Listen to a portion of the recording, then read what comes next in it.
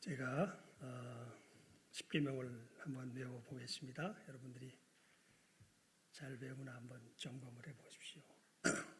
너는 나 외에는 다른 신들을 내게 있게 말지니라. 너를 위하여 새긴 우상을 만들지 말고 그것들에게 절하지 말며 그것들을 섬기지 말라. 너의 하나님 여호와의 이름을 망령되이 일컫지 말라. 안식일을 기억하여 거룩히 지키라. 내 부모를 공경하라. 살인하지 말지니라. 간음하지 말지니라. 도적질하지 말지니라. 내 이웃에 대하여 거짓 증거하지 말지니라. 내 이웃의 집을 탐내지 말지니라. 아멘. 예. 10계명이지만 마치 하나의 계명처럼 우리가 인식할 수 있었으면 참 좋겠습니다. 그래서 일부러 너는 이라는 말을 딱 1계명에서만 입으로 말하고 그 다음에는 이것을 생략해서 암송했습니다. 두 번째는 너를 위하여라니까 이것은 이제 이 호칭을 부르는 건 아니죠. 우상의 성격에 대하여서 이제 말하는 것이니까요. 그래서 너를이란 말이 들어가지 사실은 주어를 다시 쓰진 않았습니다. 그러니까 기계적으로 되지 않도록 너는 나 외에는 다른 신들을 내게 있게 말지니. 하나님께서 우리에게 주신 말씀으로 우리가 받는 거죠. 너는 나 외에는 다른 신들을 내게 있게 말지니라. 너를 위하여 새긴 우상을 만들지. 이것도 좀 우리가 외울 때 주의하면 좋을 것 같아요. 저도 헷갈려 그냥 무성의하게 했던 것 같은데 말 곱니까 말 몇입니까 처음이 말 고. 그 다음이 어떻게 돼요? 그것들에게 절하지 말며 그것들을 섬기지 말라. 예. 말고 말며 말라 이렇게 돼 있죠. 예. 그래서 너를 위하여 새긴 우상을 만들지 말고 그것들에게 절하지 말며 그것들을 섬기지 말라. 예. 그 다음이 참 여기는 이 하나님의 여호와의 이름을 설명하는 한 가지 단어가 붙잖아요. 그래서 이것은 꼭 우리가 암송할 때 넣어야 될까요? 너의 하나님 여호와의 이름을 망령되이 일컫지 말라. 예, 너의 하나님 여호와 하나님 언약에 신실하신 스스로 자존하시는 그 하나님 여러 의미가 있는데 그 앞에 하나님께서 어떤 이 자기를 누구로서 우리들에게 분명하게 다시 한번 일깨워 주시냐면 누구의 하나님? 누구의 하나님? 나의 하나님. 누구의 하나님? 너의 하나님. 그러니까 너의 하나님, 그때 이게 10계명이니까 하나님의 말씀을 우리가 암송하니까 너의 하나님 하면 우리가 그때 누구를 자연스럽게 생각하게 돼요? 나의 하나님. 나의 하나님. 여호와의 이름을 어떻게 해요? 망령되이, 헛되이 일컫지 말라. 예. 그 다음에 어떻게 됩니까? 안식일을 기억하여 거룩히 지키라. 잘하셨습니다, 여러분. 물론 지금 코로나 때문에 못 오신 분들도 있지만 제가 우리 지난 금요일 날 기도 때 이제 이 기도 제목을 특별히 나누었는데 하나님 요 3월, 4월 요 때가 정말 어떻게 보면 가장 큰 위기의 때처럼 느껴집니다. 코로나가 어마어마하게 확산되면서 우리가 원치 않아도 막 상황 속에서 우리의 삶의 리듬이 흐트러지고 모든 것들이 흐트러지기 정말 쉬운 때입니다. 하나님 우리 성도들 한 사람 한 사람 꼭 붙들어 주시고 어떠한 상황에 처하든지 믿음 흔들리지 않게 하여 주시고 하나님 그 이 믿음의 걸음 특별히 그 예배의 시간들 잘 지키며 나아가게 해주십시오. 우리 간절히 기도했는데요. 들어보니까 여러 사람들이 지금 코로나로 인하여서 예배 현장에 나오지 못하고 또 여러 가지 어려움을 겪는 사람들이 많이 있습니다. 그리고 또 위축되기도 하는 것 같고요. 여러분 떨 거 없습니다. 예, 좀 아프고 말겠죠. 예, 만약에 걸린다 그래도 너무 염려하지 마십시오. 예. 안식일을 기억하여 거룩히 지키라. 예, 그 다음에 어떻게 됩니까? 그 다음에 어떻게 되죠? 그렇죠. 누구의 부모? 내 부모를 공경하라. 예, 그 다음부터는 이제 크게 이 우리가 유념하지 않아도 자연스럽게 됩니다. 살인하지 말지니라, 간음하지 말지니라, 도적질하지 말지니라, 내 이웃에 대하여 거짓 증거하지 말지니라, 내 이웃의 집을 탐내지 말지니라. 이렇게 말씀이 되죠. 우리가 오늘 6번째 계명입니다. 뭡니까? 6번째, 살인하지 말지니라. 7번째, 5번째, 3번째, 너희 하나님 여호와의 이름을 망령되이 일컫지 말라. 4번째, 안식일을 기억하여 거룩히 지키라. 9번째, 내 이웃에 대하여 거짓 증거하지 말지니라. 10번째, 오늘은 몇 번째라고요? 6번째, 뭡니까? 살인하지 말지니라. 이제 우리 이제 10계명까지 갈 때쯤 되면 이제 거의 우리 주기도문 수준으로 다 외울 수 있을 것 같아요. 그리고 특별히 이것은 우리가 의미를 훨씬 더 분명하게 새기며 외울 수 있을 것 같아서 너무 참 감사한 마음이 듭니다. 그래서 여러분들이 좀 더우신가 보다, 그죠? 더우면 이거 뭐 꺼도 잘 했네요. 잘 끄셨습니다. 더우시면 잘 끄는 게 좋을 것 같습니다. 갑자기 더워졌죠, 그죠? 내가 오늘 뉴스를 못 보고 왔는데 산불이 좀 꺼졌을까 모르겠네. 꺼졌답니까? 내가 그걸 확인을 못하고 왔는데 전국적으로 비가 왔으면 산불이 꺼졌으면 좋겠는데, 우리 살인하지 말지니라, 이 계명의 의미에 대해서 우리가 오늘은 하나님의 이 명령이 무슨 뜻인지 살피는 시간을 갖습니다.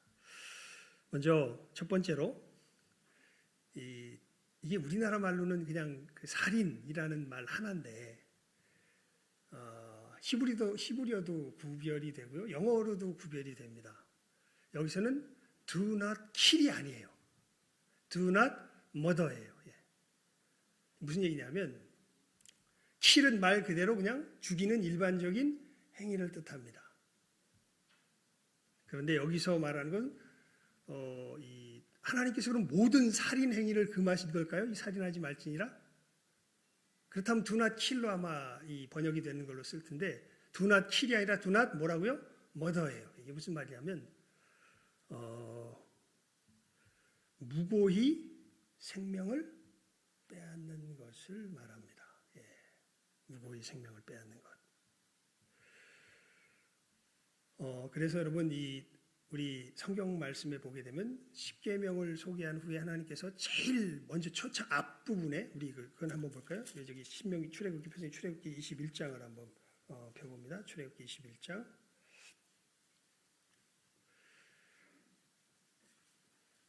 10계명을 이야기하시는 바로 이 초창기 부분에 12절입니다. 12절과 13절, 14절 말씀 우리 함께 읽어봅니다. 12절, 13절, 14절 말씀입니다. 우리 시작하면 함께 읽습니다. 시작. 사람을 쳐 죽인 자는 반드시 죽일 것이나 만일 사람이 계획함이 아니라 나 하나님이 사람을 그 손에 붙임이면 내가 위하여 한 곳을 정하리니 그 사람이 그리로 도망할 것이며 사람이 그 이웃을 짐짓 모살하였으면 너는 그를 내 단에서라도 잡아내려 죽일지니라. 그러니까 살인도 하나님께서 이 부분에 있어서 사람이 죽는 것을 좀 구별을 시켜주시죠. 그냥 어떤 사람은 아예 그냥 단에 왔더라도 도피성에 들어왔더라도 끄집어내서 잡아 죽이라고 하는 사람이 있어요. 그게 누구냐면 어떤 사람들, 의도적으로 계획해서 뭐한 사람들, 죽인 사람들. 이 사람들은 어떻게 해라? 죽여라. 하나님께서 말씀하십니다. 그 사람을 죽이는 건 살인죄예요? 아니에요? 아니에요. 헷갈리지 않으셨죠? 여기서 말하는 죽이는 건 심판하에서 사형 집행인이 죽이는 걸 말합니다. 어떤 사람을? 모살해서 계획해서 어떤 사람을 죽인 그 사람. 그래서 모살해서 계획해서 죽인 그 사람은 뭘 범한 거예요? 살인죄를 범한 거죠. 그런데 어떤 사람도 있을 수 있냐면, 그래서 우리가 신명기 19장에 보면 나오는데 뭐 찾지는 않으셔도 돼요. 하나님께서 예를 하나 들어주세요. 어떤 사람이 도끼질을 하다가 도끼 자루에서 도끼날이 휙 빠져가지고 자기가 의도한 게 아닌데 휙 날아가가지고 옆에서 같이 도끼질하던 사람이 맞았는데 죽은 거예요. 그럼 이거 살인일까요? 아닐까요? 살인은 맞습니다. 예. 그래서 하나님께서 마련하신 곳이 어디예요? 도피성이에요. 그러니까 어떻게 보면 이게 참 그 묘한 부분이죠. 만약에 주변에 사람이 이게 이 상황이 참 묘해져요. 뭐냐면 이 도끼 한번 나무로 된 도끼 한번 이렇게 만져봤는데 도끼 이렇게 질 하다 보면 이 도끼날이 슬슬 이렇게 나가는 것 같더라고요. 그래서 도끼를 갖다 이렇게 퉁퉁 치면 다시 쑥 들어와요. 또 하다가 또 이렇게 하고. 그러니까 도끼가 만약에 헐거워서 이럴 것 같으면 사실은 이거 하면서 신경 쓰일까요? 안 쓰일까요? 자기도. 신경 쓰이죠, 사실은. 예. 근데 이게 내 부주의가 섞인 건지. 하지만 부주의가 섞였다고 내가 의도하지도 않았는데 전리 이 날아가는 어떤 이 날아간 궤도 자체를 내가 마음대로 조절할 수 있는 것도 아니고. 그러니까 아주 그 묘한 상황이 섞여 있는데 하여간 누구 때문에? 나 때문에 누가 죽은 거예요. 저 사람이 죽었어요. 하나님께서 그 부분을 일단은 뭐로 인정을 하세요? 살인으로 인정을 하세요. 그런데 이 죄로 인하여 죽게는 하세요? 안 하세요? 죽게는 안 하세요. 그래서 만드신 게 뭐예요? 도피성이죠. 예.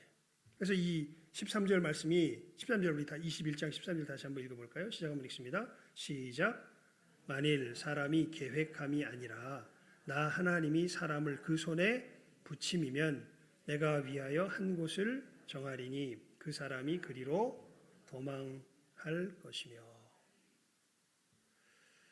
그러니까 어떻게 해야 된다라는 것 이전에 우리가 무엇이 살인인지에 대해서 이제 하나님께서 어떻게 말씀하시는가 하는 것을 살펴보는 거죠. 그러니까 이 실수로 죽여도 뭐는 살인은 살인이에요. 하지만 이 도피성에 피하면 어떻게 돼요? 이것은 살아요. 하지만 모살해서 죽였으면, 의도적으로 죽였으면 이것은 도피성으로 도망하여도 어떻게 돼요? 죽어요. 왜냐하면 이 사람은 하나님의 육계명을 제대로 어긴 거예요. 예. 여러분, 그러면서 이 살인의 계명에 보면요, 아주 중대한 의미가 담겨져 있습니다. 이게 뭐냐면 생명의 주인이 누가 아니라 누굴까요? 여러분의 생명의 주인은 누가 아니라 누구세요? 굉장히 중요한 믿음입니다. 내 생명의 주인은 누가 아니라 누구세요? 내가 아니라 하나님이세요. 내 옆에 있는 사람의 생명의 주인은 누가 아니라 누구세요? 내가 아니라 하나님이세요. 그래서 여러 우리 3번으로 바로 넘어가 봅시다. 실질적인 문제들을 놓고 여러 가지 예를 제가 드러났죠. 낙태. 사실 지금 사회적인 상황 속에서요, 이 소위 여성 운동을 한다고 하는 사람들이 굉장히 중요하게 부르짖고 있는 이 사회법에 대한 어떤 통과를 갖다가 이렇게 되게 소위 급진적으로 생각하는 사람들 같은 경우에는 주창하는 게 뭐를 자유롭게 해달라, 이 낙태를 자유롭게 해달라 하는 사람들이 많이 있습니다.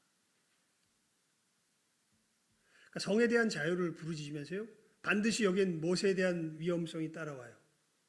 임신에 대한 위험성이 따라와요.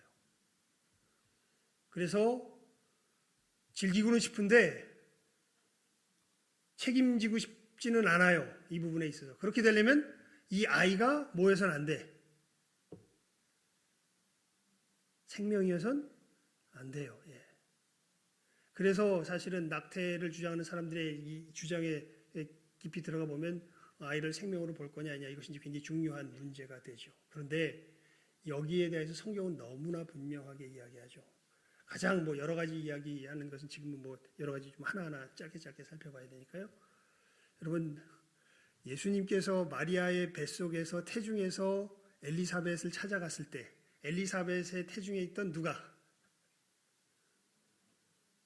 세례 요한. 세례 요한은 예수님보다 몇 개월 앞섰을까요? 6개월. 그러니까 아마 연년생 내지는 1살 차이가 날 거예요. 세례 요한과 예수님의 나이 차이는 6개월 차이가 납니다. 그런데 세례 요한이 태중에서 예수님께서 마리아의 태중에서 온 것을 보고 뭐 했더라?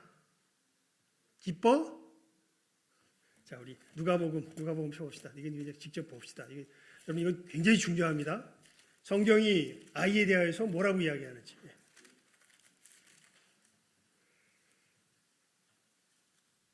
누가복음 1장 41절에서 44절까지. 41절에서 44절까지 우리 함께 읽습니다. 누가복음 1장 41절에서 44절입니다. 우리 시작하면 읽습니다. 시작. 엘리사벳이 마리아의 무난함을 들음에 아이가 복중에서 뛰노는지라. 엘리사벳이 성령의 충만함을 입어 큰 소리로 불러 가로되 여자 중에 네가 복이 있으며 네 태중에 아이도 복이 있도다. 내 주의 모친이 내게 나오니 이 어찌 된 일인고. 보라, 내 무난하는 소리가 내 귀에 들릴 때에 아이가 내 복중에서 기쁨으로 뛰놀았도다. 아멘. 아이가 어떻게 해요? 기쁨으로 뛰놀았도다.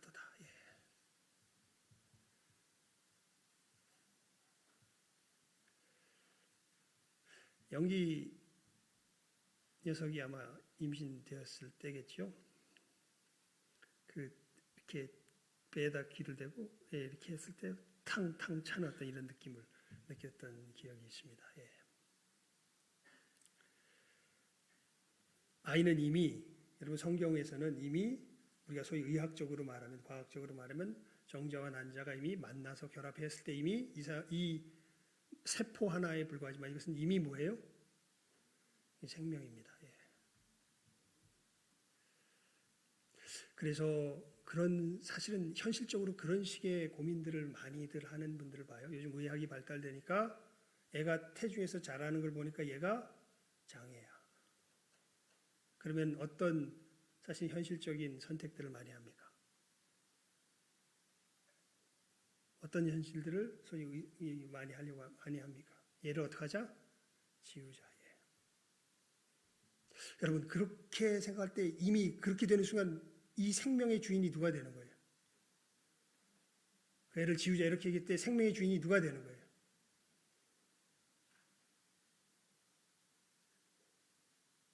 누가 아니라 누가 되는 겁니까? 하나님이 아니라 내가 되는 것이죠. 와, 이거 아주 극단적인 예로요. 요즘 성적으로 엄청 문란해지니까요. 학생들이 임신을 하게 되는 경우도 생길 수 있습니다. 여러분 그리스도인으로서 어떻게 하시겠습니까? 만약에 내가 그런 아이의 부모가 된다면.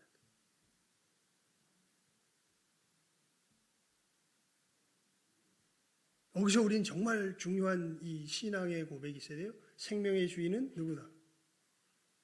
생명의 주인은 누구다? 누구예요? 누가 아니라? 내가 아니라. 근데 우리는 생각이 확 얘가 지금 학생인데 얘가 그렇게 되는 순간 우리 너무나 자연스럽게 어떤 일을 생각하게 돼요? 지우는 일을 생각하게 되겠죠. 그렇게 하는 순간 우리는 몇 번째 계명을 어기게 되는 셈이 됩니까? 오늘 우리 6번째 계명 다시 외워볼까요? 시작.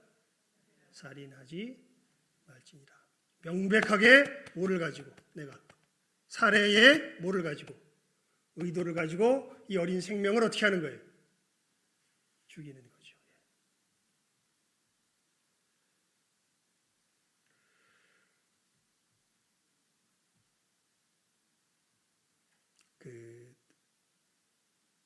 아주 짤막한 동영상이었는데요. 예전에 본 거였는데 어떤 한 유럽 쪽이었던 것 같아요.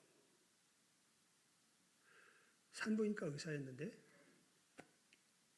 이 사람이 낙태 반대하는 어떤 이 법정 진술하는 곳에 와서 이제 자기가 왜 낙태를 반대하는지 거기에 대한 이유를 이야기하면서 그 애를 이제 이 낙태시킬 때 이 기구를 집어넣어서 애를 어떻게 해야 되냐면 다 잘라내야 된다 그래요.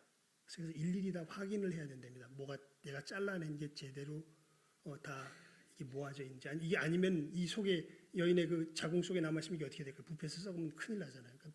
그래서 머리를 깨트리고 팔을 자르고 하는 이 상황을 계속해서 수술 과정 가운데 사는 거예요. 이걸 하다 어느 날인가 이게 인간이 할 짓이 아니라는 걸 알고서 산부인과를 그만뒀대요.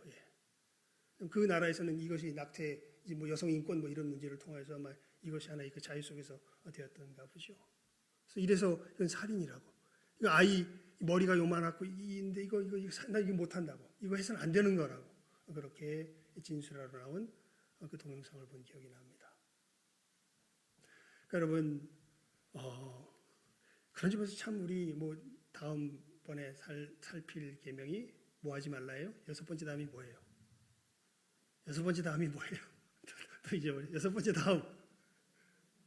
간음하지 말지니라. 예. 생명은 정말 소중한 것이죠. 하나님께서 생명의 주인이시죠. 예. 또 여러분 이것과 더불어서 이제 자살의 문제도 굉장히 중요합니다. 제가 그랬죠, 여러분. 자살한 사람은 무조건 지옥 갈까요? 아니에요. 자살한 사람도 어떤 사람은 천국 가요. 그러니까 자살이 그 어떤 경우냐면 이것은 분별이 돼요. 그런 사람들이 있어요. 자기도 모르게 손을 거버리고 자기도 모르게 뛰어내리고 하는 이런 사람들이 있어요. 그러니까 어떻게 보면 병적이죠, 사실은. 자기 병 속에서 그렇게 하는 사람들이 있어요. 이런 사람들은 우리가 의도적인 이 살인의 계명과 사실은 연결돼 있죠. 뭐하고 하는 게 아니에요, 자기 속에서. 의도하고 하는 게 아니에요. 이 부분은 참 하나님만 아실 것 같아요. 우리 속에서 우리 자신과. 예. 하지만 아주 악하게 스스로 자기 생명의 주관자가 누구라고 주장하며 자기 자신이라고 주장하며 자기 목숨을 아주 그냥 이 매몰차게 끊어버리는 이런 악한 자들이 있어요. 이것은 명백하게 몇 번째 계명을 어기는 거예요. 오늘 우리가 살피는 몇 번째 계명이 6번째 계명. 뭐하지 말지니라. 살인하지 말지니라. 생명의 주인은 누구세요? 내 생명의 주인도 누구세요? 여러분, 여러분의 생명의 주인 누구세요? 하나님이시죠. 누가 아니에요? 내가 아니에요.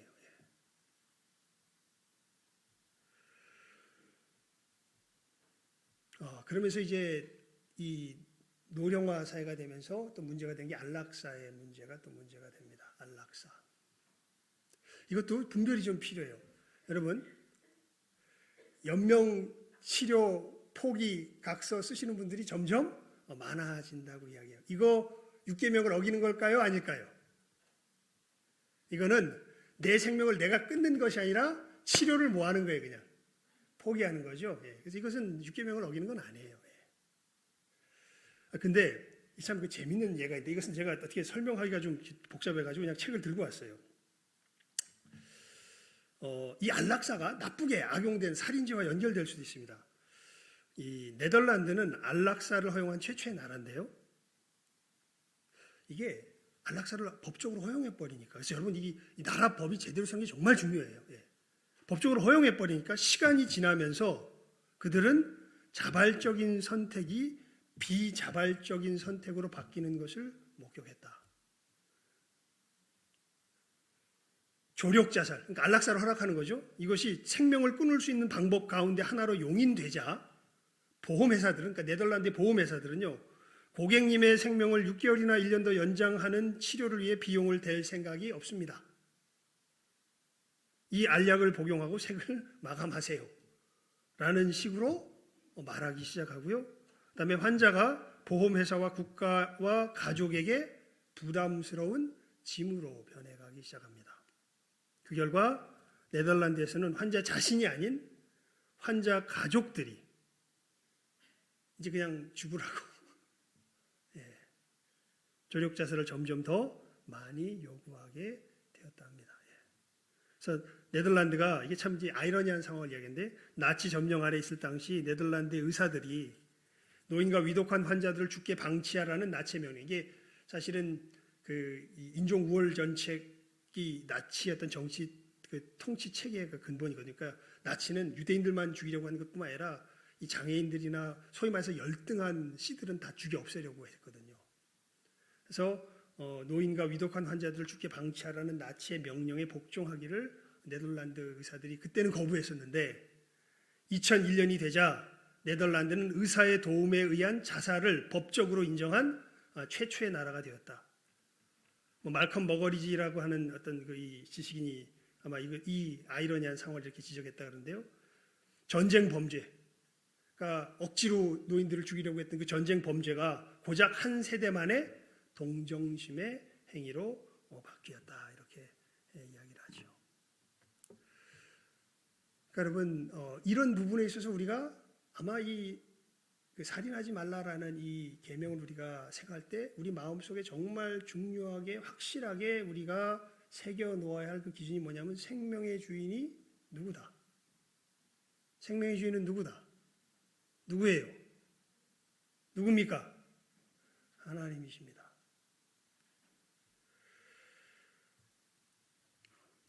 안전수칙 소홀 같은 것도 사업하는 사람들은 그런 의미에서 정말 아까 말한 고의적인 이 까딱 어떻게 보면 안전수칙을 내가 해야 된다는 걸 알면서 안 하면 그래서 죽으면 이 고의성이 들어갑니까? 안 들어갑니까? 들어가죠. 왜요? 아는데 안 했잖아요. 또 한 가지 아마 우리 전쟁에서 사람을 죽이는 것은 살인죄에 들어갈까요? 들어가지 않을까요? 정당방위에서 사람을 죽이는 것은 살인죄에 들어갈까요? 들어가지 않을까요? 성경은 뭐라고 이야기합니까? 살인죄다 아니다? 아니다. 물론 구체적인 상황은 성경이 굉장히 세밀하게 구별해서 우리에게 얘기해 줍니다만 그 큰 원칙은 그렇습니다. 그러니까 그래서 우리 그 6번째 계명 1번 써놓고 뭐라고 제가 이렇게 이 계명의 의미를 요약해 놨습니까? 한번 읽어볼까요? 1번이라고 로마자 1자라고 써놨죠. 시작 한번 읽어볼까요? 시작. 살인은 무고한 생명을 빼앗는 일을 금하는 것입니다. 예. 그래서 여러분 우리들 속에서 이 살인하고자 하는 이 살인의 의미가 어떤 것인가라는 것을 이 말씀 속에서 우리가 분명하게 먼저 새겨놓을 필요가 있습니다. 사람의 생명은요, 이게 우리가 함부로 마음대로 걷거나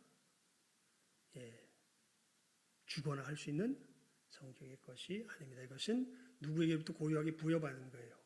하나님께로부터 고유하게 부여받은 것입니다. 그래서 이것이 누구의 것임을 인정해야 돼요. 하나님의 것임을 인정해야 돼요. 그래서 여러분 우리가 우리 지난주 토요일이죠. 우리 기독교적인 성교육도 아이들에게 가르치기도 하지만 우리 부모들에게도 사실은 많이 와서 들으라고 이야기하고 이게 정말 지금 세대가 굉장히 혼란스럽습니다. 그래서 우리가 믿음 안에서 우리가 걸어가야 할 길을 바로 지켜야 되고 아까도 얘기했지만 이 안락사에 대한 법이 잘못 제정돼 버리니까 아예 그냥 뭐를 조장하는 사회가 돼버려요. 네덜란드 같은 경우에는 안락사를 살인을 조장하는 사회가 돼버리죠. 교묘하게 소위 말하는 자유와 뭐 인권이라고 하는 이름으로 교묘하게 포장해가지고 소위 차별금지법이라는 것을 지금 계속해서 이 소위 진보적인 사상을 가진 사람들이 이곳저곳에서 지금 이 활동을 하면서 성에 대한 하나님 앞에서 우리가 지켜야 할 기본적인 삶의 질서를 교묘하게 무너뜨려 가면 이 땅 아이들 여러분 우리들 뒤에 자라가는 아이들이 어떠한 삶을 살아가게 될까요? 하나님의 이 생명의 근본적인 원리들을 떠나서 이것을 조장받는 사회 속에서 사실은 살아가게 되는 것이 우리들이 처한 지금 당면의 문제입니다. 그래서 여러분 조금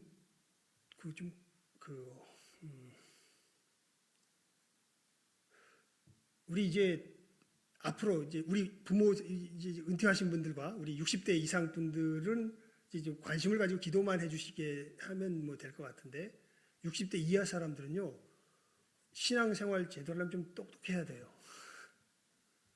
자 이거 신앙생활 우리가 제대로 하려면 어떻게 해야 된다고요? 특히 60대 이하 사람들은 이거 기억하셔야 돼요. 우리가 신앙생활 이 땅 가운데 제대로 하려면 어떻게 해야 된다고요? 똑똑해야 돼요. 이제는 어리석어서는요 어떻게 보면 하나님 앞에서 우리가 지켜가야 할 어떤 삶의 자리들을 자기도 모르게 그냥 내주며 살아가. 물론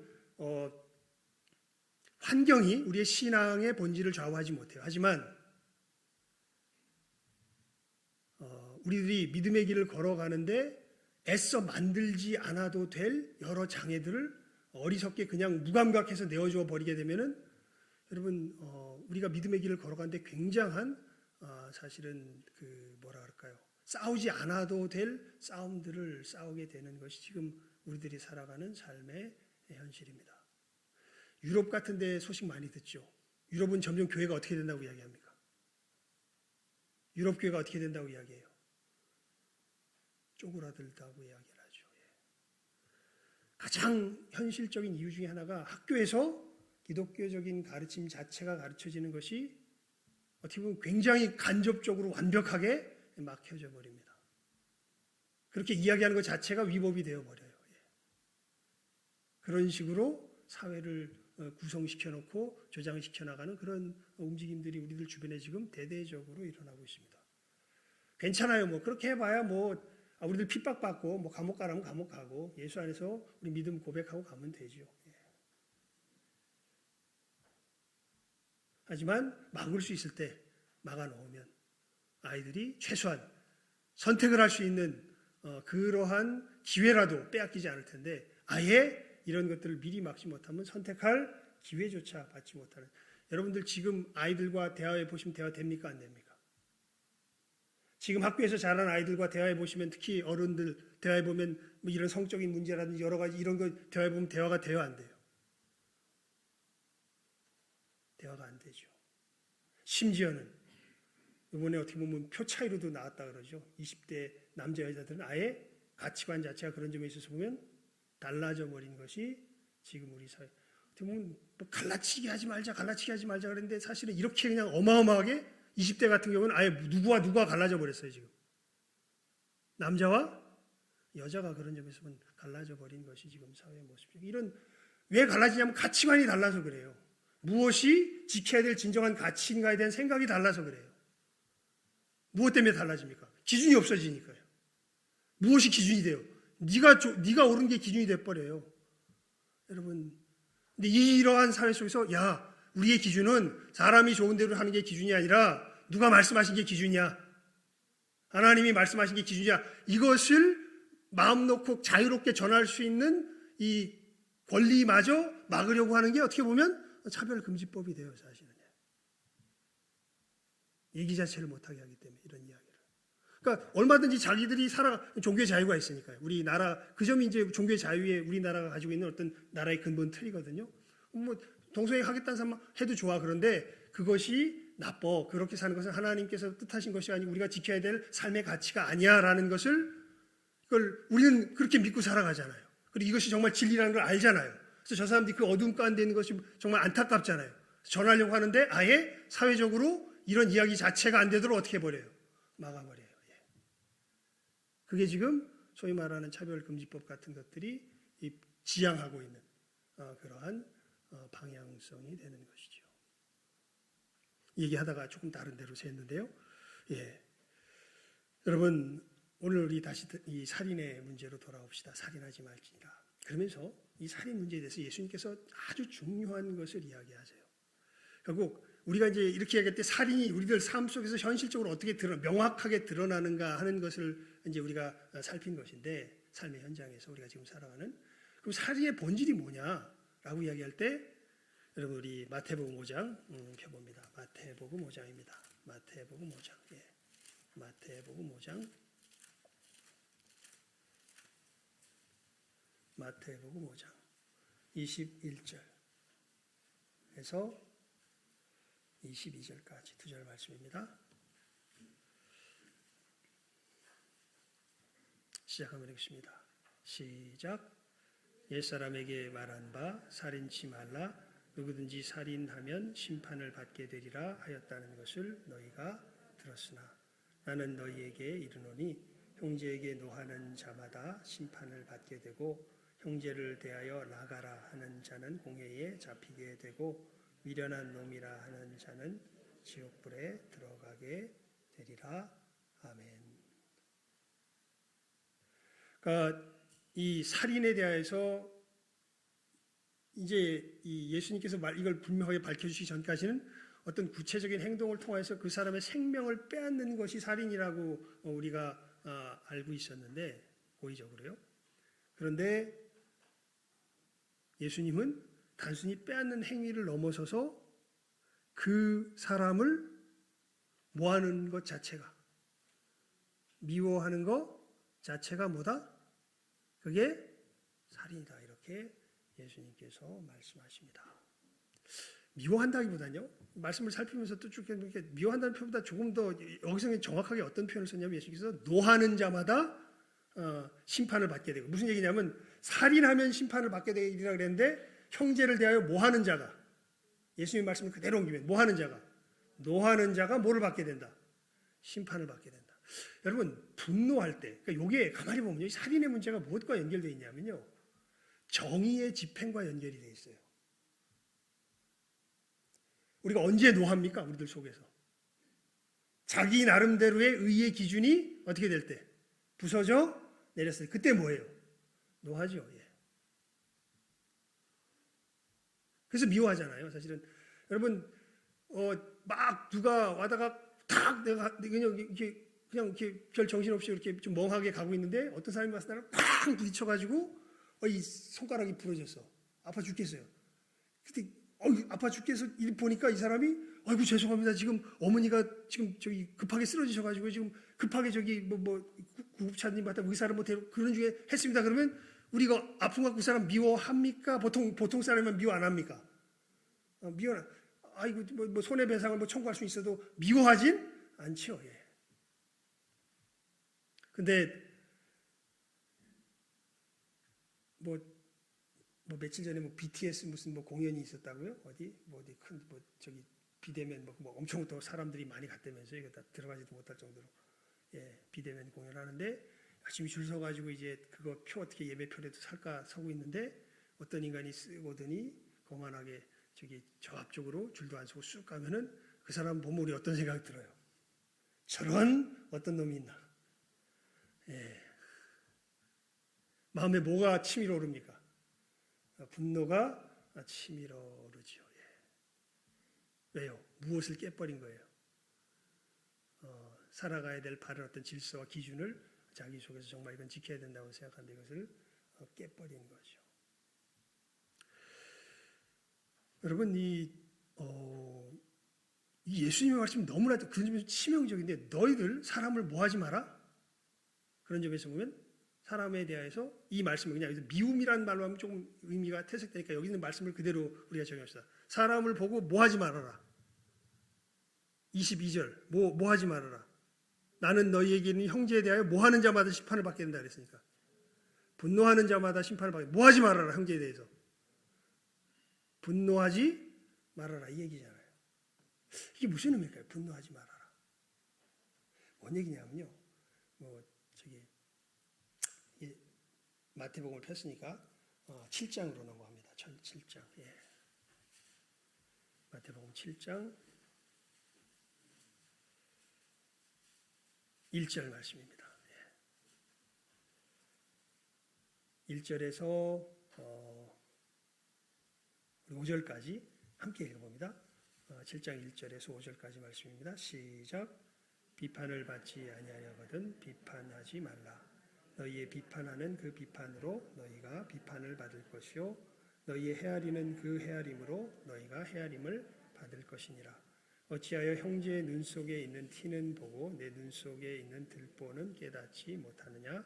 보라, 내 눈 속에 들보가 있는데 어찌하여 형제에게 말하기를 나로 내 눈 속에 있는 티를 빼게 하라 하겠느냐? 외식하는 자여, 먼저 내 눈 속에 있는 들보를 빼어라. 그 후에야 밝히 보고 형제의 눈 속에서 티를 빼리라. 아멘. 이게 무슨 얘기냐면, 그래서 비판이라는 말이 뭐냐면요, 심판을 말해요. 심판은 어떤 행위냐면 법정에서 재판관이 너는 유죄, 무죄를 뭐하는 행위? 결정하는 행위예요. 그러니까 여러분 우리가 왜 화를 내게 되냐면 그 화를 내게 되는 순간 우리는 나도 모르게 우리 자신을 어느 위치로 높여버려요. 어느 모하는 자의 위치로. 심판하는 자의 위치로. 잘못된 것과 잘된 것을 구별하지 말라는 뜻이 절대 아니에요. 이것은 우리가 반드시 뭐 하면서 살아가야 돼요? 구별하면서 살아가야 돼요. 잘못하는 거, 잘하는 거 반드시 구별해요. 새치기 하면 돼, 안 돼요? 안 되죠. 예. 잘하는 거고 잘못한 것 뭐 하면서 살아가야 돼요. 그러니까 살인하면 돼요, 안 돼요? 그래서 지금 우리가 이 구별법을 지금 배운 거다. 하나님께서 어떻게 구별시켜 주시는가? 이 우리 양심의 세계 하나님의 법을 지금 공부하는 것 아니에요? 배우는 것 아니에요? 구별하면 살아가야 돼요. 하지만 그걸 가지고 내가 어느 위치에 올라가게 되면, 심판자의 위치에 올라가게 되면 우리가 반드시 하게 되는, 나타내는 태도가 있어요. 이게 뭐하냐면 뭐예요? 화내는 거예요. 예. 그래서 야고보서 4장을 펴봅니다. 야고보서 4장입니다. 야고보서 4장. 예, 야고보서 4장.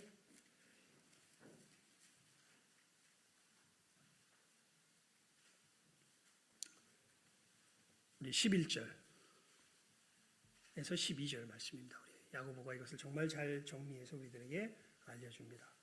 야고보서 4장 11절에서 12절. 예. 시작하면 읽습니다. 야고보서 4장 11절에서 12절 말씀. 예, 중요한 말씀입니다. 이거 우리가 분별할 줄 알아야 돼요. 시작하면 읽습니다. 4장 11절에서 12절입니다. 375면에 있습니다. 신약성경, 제가 가진 성경으로는. 시작하면 읽습니다. 시작. 형제들아 피차에 비방하지 말라. 형제를 비방하는 자나 형제를 판단하는 자는 곧 율법을 비방하고 율법을 판단하는 것이라. 네가 만일 율법을 판단하면 율법의 준행자가 아니요 재판자로다. 입법자와 재판자는 오직 하나이시니 능히 구원하기도 하시며 멸하기도 하시느니라. 너는 누구간데 이웃을 판단하느냐. 여러분, 저 사람이 하는 건 옳은 거야, 옳지 않은 거야라는 건 그것까지 우리가 뭐 할 수 있어야 돼요. 구별할 수는 있어야 돼요. 그러니까 저놈은 죽일 놈이야. 그래서 다르죠. 예. 그 순간 우리는 율법을 분별하는 율법의 준행자의 자리에서 떠나서 어디로 올라가 버리게 돼요. 재판자의. 그리고 이것이 가장 잘 나타나는 우리들의 정서적인 모습이 뭐 하는 거예요? 화내는 거죠. 이러는 저도 율법의 재판자가 될 때가 엄청 많습니다. 특히 언제 많냐면 정치 얘기하다 보면 자연스럽게 될 때가 많아요. 예. 정치 얘기하다 보면. 예. 실제로 우리의 삶이 어떠한 기준을 지키며 살아가야 되는가라는 것을 이야기할 때 보면 자기도 모르게 내가 율법의 뭐가 아니라 준행자가 아니라 율법의 뭐가 돼버려요. 심판자가 돼버려요. 그러니까 이게 우리들 속에 있는 부패함의 모습이죠, 사실. 우리는, 그러니까 여러분, 예수님께서 우리들 가운데 이루신 구원의 역사가 우리로 죄에 대하여 어떻게 하고 죽게 하고 누구에 대해 살게 하시는 하나님께 대해 하나님께 대해 살았다는 게 무슨 뜻이에요? 그 재판의 문제를 온전히 내 삶의 모든 상황 속에서 누구에게 맡길 줄 아는, 하나님께 맡길 줄 아는. 시간이 많이 갔으니까 이거 설명을 하기보다는 성경을 아예 읽읍시다. 로마서 12장을 펴보십시오. 로마서 12장입니다. 로마서 12장. 예, 로마서 12장. 로마서 12장입니다. 우리 17절부터 21절까지. 예, 함께 읽어봅니다. 로마서 12장 17절부터 21절까지 말씀입니다. 시작하면 읽습니다. 로마서 12장 17절부터 21절까지 말씀입니다. 시작하면 읽습니다. 시작. 아무에게도 악으로 악을 갚지 말고 모든 사람 앞에서 선한 일을 도모하라. 할 수 있거든 너희로서는 모든 사람으로 더불어 화평하라. 내 사랑하는 자들아, 너희가 친히 원수를 갚지 말고 진노하심에 맡기라. 기록되었으되 원수 갚는 것이 내게 있으니 내가 갚으리라고 주께서 말씀하시니라. 네 원수가 줄이거든 먹이고 목마르거든 마시우라. 그리함으로 네가 숯불을 그 머리에 쌓아 놓으리라. 악에게 지지 말고 선으로 악을 이기라. 아멘. 예. 그러니까 여러분, 이 뭔가 불의가 이 세상이 이게 절대 선해질 수가 없는 부분이 이 부분인데요. 뭔가 불의가 저질러지면 우리는 지금 이 시대가 그 욕구가 엄청 강해요. 이거 누구 손으로 해결해야 돼요? 누구 손으로 해결하라 그래요? 네 손으로 해결하라 그래요. 즉 네가 뭐가 되라고 가르쳐요. 이 세대가 재판자와 심판자가 되라고 가르쳐요. 근데 사도 바울은 지금 뭐라고 가르치고 있습니까? 원수 갚는 것이 누구에게 있으니? 생명의 주인이 누가 되듯이 하나님이 되듯이 이 선과 악을 재판하는 재판장은 오직 누가 되시는 거예요? 하나님이 되시는 거예요. 그 재판의 행위와 권한을 누구에게 맡기는 것이, 누가 처리하는 것이 아니라, 내가 처리하는 것이 아니라 누구에게 맡기는 것이, 하나님께 맡기는 것이, 이게 뭐예요? 믿음의 길이죠. 예. 그리고 오히려 너는 원수에게서 어떻게 하라고? 네 원수가 줄이거든 원수를 갚지 말고 뭐 하라고? 먹이고 목마르거든 어떻게 하라고? 마시우라고. 이건요, 뭐가 인정이 돼야 되냐면 내 마음속에서 하나님은 진짜 악인을 하나님의 때에 반드시 모하시고 벌하시고 하나님의 그 기뻐하시는 선인을 반드시 구원하시고 상 주신다. 이것을, 그리고 그렇게 되는 것이 이 세상이 돌아가는 진정한 원리다라는 것을 확실하게 믿는 사람만 이렇게 할 수 있어요. 뭐 하나님이 한다고? 시끄러워. 다 필요 없어. 누가 해야 돼? 내가 해야 돼. 이렇게 못합니다. 이렇게 하는 사람은요, 반드시 속에서 뭐가 치밀어 올라오고 화가 치밀어 올라오고, 이거 하지 않으면 안 돼요. 그러니까 내가 재판장이 되느냐 아니냐라는 것을 보게 되면 내가 진짜 하나님을 신뢰하느냐 신뢰하지 않느냐를 우리가 그 상황 속에서 어떻게 할 수 있어요? 알 수 있죠. 옳고 그름을 분별하지 못하는 것 아니에요. 하지만 어느 자리에 올라가는 짓은 감히 못해요. 재판자의 자리에 올라가는 것은 감히 못해요. 그게 우리 눈에 있는 뭐예요? 들보예요. 너희 눈에 뭐를 먼저 빼어라. 들보를 먼저 빼어라. 그래야 내 형제의 눈에 있는 뭐를 보고, 티를 보고 네가 빼줄 수 있지. 들보가 있는데 어찌 네 형제의 눈에, 무슨 얘기냐면 어떤 특정 죄를 짓는 것보다 우리가 하나님의 자리에 올라가서 재판장 노릇을 하는 것이 어떤 죄보다 어떤 가장 큰 죄인 것을 이야기하죠. 사실은 이게 빠져야 돼요. 재판장은 누구세요? 하나님이세요. 그래서 실제로 삶에서 이 재판을 누구에게 맡길 줄 알아야 돼요. 여러분의 삶의 억울함과 이 모든 것을 내 손으로 해결하는 것이 아니라 누구 손에 맡길 줄 알아야 돼요. 하나님의 손에 맡길 줄 알아야 돼요. 이거 돼요, 안 돼요? 왜 싸워요? 왜 화내요? 이게 잘 안 돼서. 그럼 우린 소망이 있어요, 없어요? 있어요. 누구 때문에? 예수님 때문에. 예수님이 왜 오셨습니까? 이런 우리로, 우리 오늘 예배 시간 전에 몇 장 찬송 드렸는지 여러분 기억나세요? 200장. 죄에 깊이 빠진 이 몸 어떻게 돼요? 그 피로 씻어 말기네. 1절이 어떻게 되죠? 갑자기 잊어버렸어요. 1절 처음이 어떻게 되지? 주의 피로 이룬 샘물 참 깊고 넓도다. 구원하는 크신 능력 다 찬송할지라. 2절은요? 잊어버려서 갑자기 2절이 잘 외웠는데, 한번 봅시다. 우리 200장 펴봅시다. 200장. 죄악 세상 이김으로 거룩한 일. 그러니까 이 죄악 세상이라는 것이, 여러분, 이게 이 소위 말하는 세상 사람들과 우리가 다른 거예요. 세상 사람들은 겉으로 드러난 어떤 행동 자체를 굉장히 강조해요. 하지만 우리 예수의 사람들은 하나님께 대한 우리의 무엇이, 태도가 삐뚤어져 있는 것이 정말 큰 문제가 되는 거죠. 죄의 본질은 우리에게 나타났던 행동 자체가 아니라 그 행동을 유발시킬 수밖에 없는 하나님을 향한 내 뭐가 문제예요? 태도가 문제인 거예요. 하나님의 하나님 되심을 인정할 수 없는 내 태도가 문제인 거예요. 하나님의 하나님 되심을 신뢰할 수 없는 내 태도가 문제인 거예요.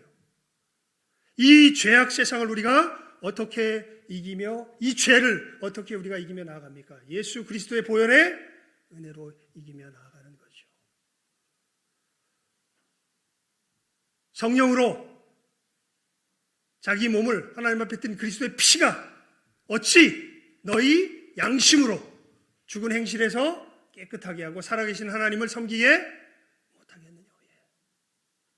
우리 주 예수 그리스도 앞에서 우리가 나오는 이유가 여기 있습니다. 주여, 저의 들보를 뽑아 주시옵소서. 저의 불신을 부셔 주시옵소서. 주님, 하나님을 신뢰할 수 있게 하여 주시옵소서. 이 하나님을 신뢰할 수 있는 힘, 내가 재판장의 자리에 올라가지 않는 힘, 이것은 누구에게서 안 나와요. 나에게서 안 나와요. 이것은 누가 주셔야 해요. 예수님께서 주셔야 해요. 세상 살아가는 거 보면 염려와 근심 투성이에요. 여러분, 근데 하나님 분명히 말씀하세요. 너희들 분명히 알아라. 내가 약속한 이 하나님 나라와 의를 구하는 길을 걸어가면 너희들 모든 건 다 내가 책임져. 누가 약속하셨어요?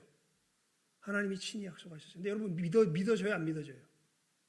삶의 현실에 딱 부닥치면 믿어져요, 안 믿어져요?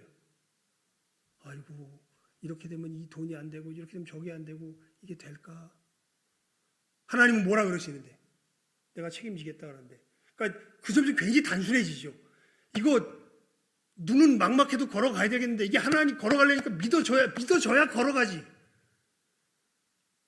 어떻게 우리가 이 믿음 가운데 거할 수 있습니까? 누구의 이름으로?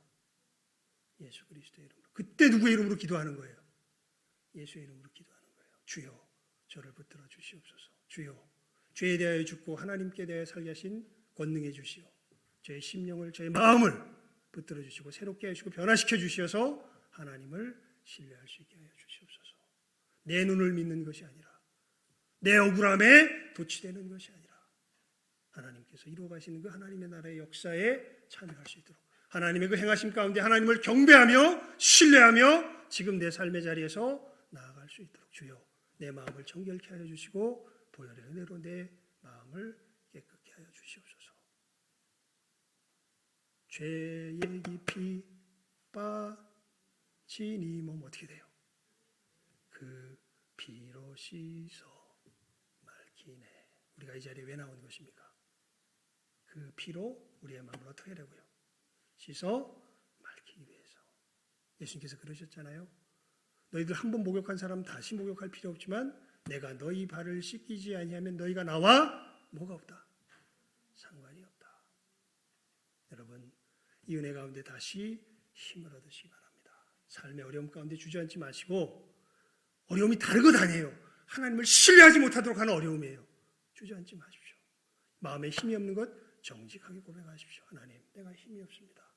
주여, 주의 보혈로 깨끗하게 하시고 다시 하나님의 은혜를 붙들고 나아가게 해주십시오. 특별히 사람을 향하여 분노하고 내가 재판장이 되려고 하는 이 영역 속에서 주님의 은혜를 구하며 나아갈 때 우리는 살인죄에서 떠나서 이제는 내 이웃을 사랑할 수 있는 그 교두보가 우리의 삶 가운데 든든하게 마련된다는 것을 잘 기억하시고, 이 살인죄와 연관된 하나님 앞에서 우리의 태도, 이 태도를 새롭게 하신 우리 주 예수 그리스도의 보혈의 은혜를 다시 한번 기억하며 승리하며 나아갈 줄 아는 여기 함께 모든 귀한 영혼들 다 될 수 있기를 주님의 이름으로 축원을 드립니다.